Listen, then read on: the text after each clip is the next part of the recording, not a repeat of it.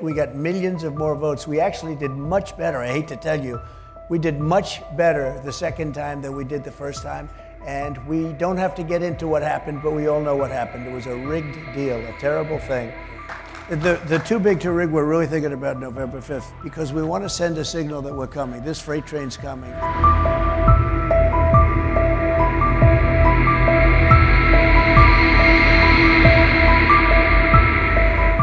The country wants help.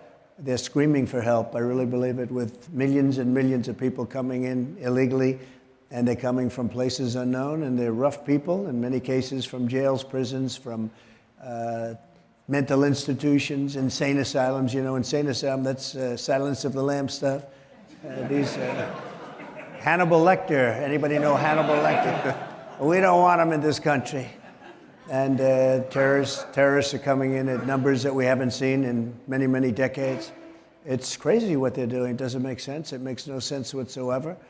And we're going to turn it around. We're going to stop it. We're going to drill, baby, drill. We're going to get our prices down and our costs down. And we're going to close up the border, and we're going to have a big deportation, and we're going to get bad people out of here because we can't have it. We just can't have it. No, this is not sustainable by any country ever, at any time. There's never been anything like it. 3 years ago, we had the safest border, the best border in the history of our country by far. Like, there was never anything like it. When I ran in 2016, it was very much about the border, but that border was like a baby compared to this border. This border is a disaster. But I fixed the problem and fixed it so well I couldn't even talk about it in the 2020 election. And yet we got millions of more votes. We actually did much better. I hate to tell you, we did much better the second time than we did the first time. And we don't have to get into what happened, but we all know what happened. It was a rigged deal, a terrible thing. Yeah. Terrible, terrible thing. And now you look at from inflation to Ukraine and Russia, which would never have happened, to Israel being attacked. None of these things would have happened. It was inflation was caused by energy and by stupidity. You have Afghanistan. I think it was the most embarrassing moment in the history of our country, the way we left. Not that we were leaving. I was leaving, but we were going to get out with dignity and strength.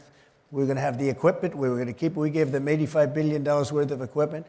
You see what happened. They killed 13 of our people, and 38, nobody ever mentions this, but 38 have been hurt so badly, you know, with the arms and the legs and just obliteration.